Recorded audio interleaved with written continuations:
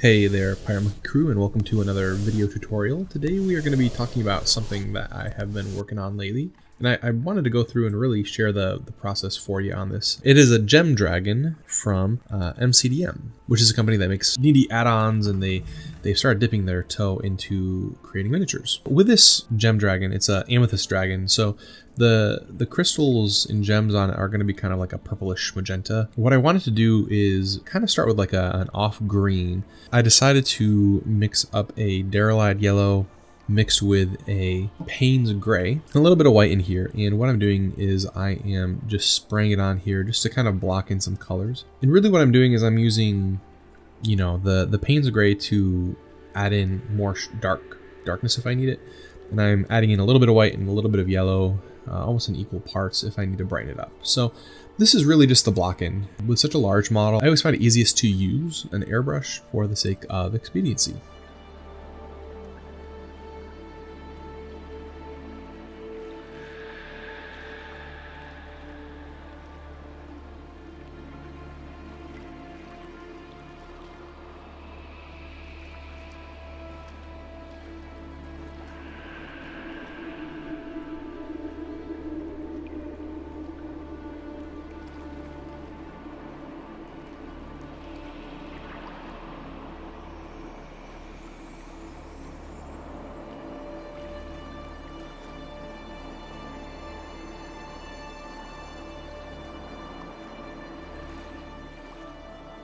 So I decided to go with this kind of almost like a camo green. I didn't want to mix like strictly like a yellow and a blue to get a green and then desaturate it that way with reds. I didn't think that would look quite right. And so what I wanted to do was get a different kind of denatured green by mixing in kind of that black blue from Payne's gray. And all Payne's gray really is a phthalo blue and a black. In with the yellow. So what I'm doing here now is spraying a highlight onto the miniature, really just trying to hit those big key shapes. I'm looking for, you know, all my cylinders, trying to get some interesting angles on the wings just to poke out some of that interesting texture that's on there, and really just trying to get a general impression of light. I'm going pretty general right now just because he's so large. I want to make sure that he's somewhat evenly lit.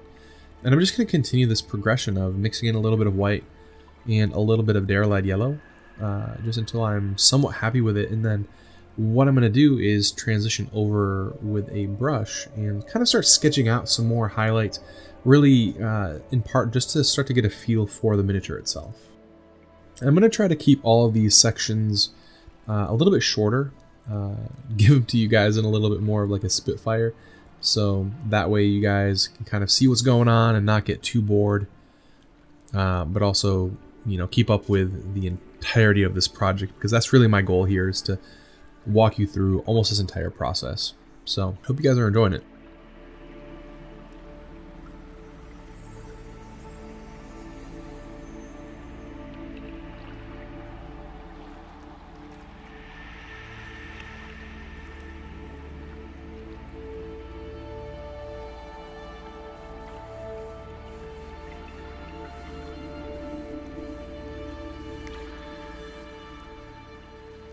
Trying to get just a little bit of color underneath as well.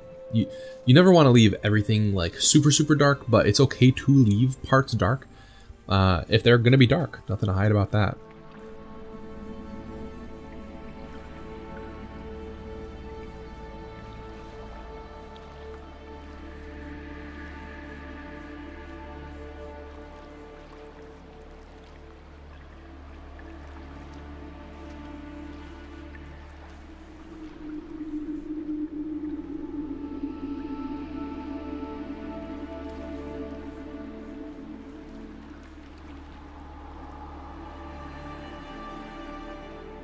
So here what I'm doing is I mixed a little bit of the Darylide yellow and Prussian blue, thinned it down quite a bit, and I'm just kind of trying to neutralize everything, blend everything together a little bit by darkening it to give myself a little bit of a better platform to start sketching on once this is done. And yeah, with all that being said, that is the end of the video. I just wanted to thank everybody for the support. I hope you guys enjoy this series. we've got quite a few parts coming out on it. We're going to start with all the real general stuff, and then we're going to get much more specific towards the end. Happy painting. This is Anthony signing off. Till next time.